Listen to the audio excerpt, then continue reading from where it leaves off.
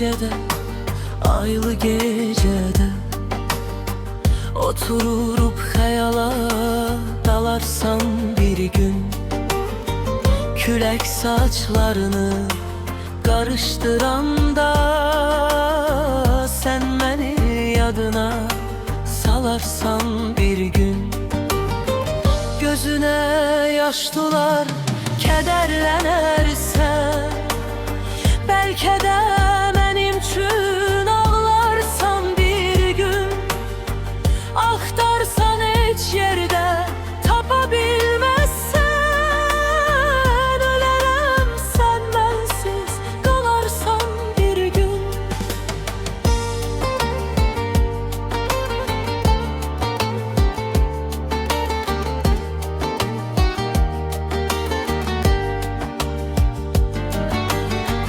Sükutun sesiyle dolanda ota, kalbin sızıldayar yanarsan bir gün, ellerin titreyer, bakışın donar, sen benli günleri anarsan bir gün.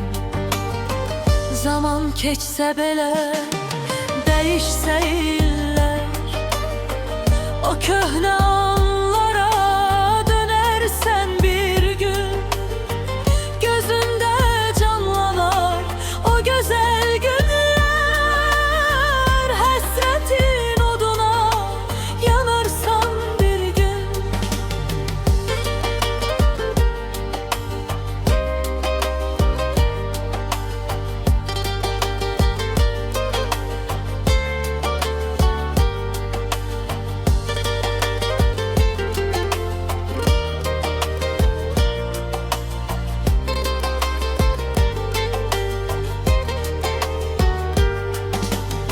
Köhne şekilleri, tozlu mektubu odların içine atarsan bir gün, eğer hakikaten beni istesen, aktar yüreğinde taparsan bir gün.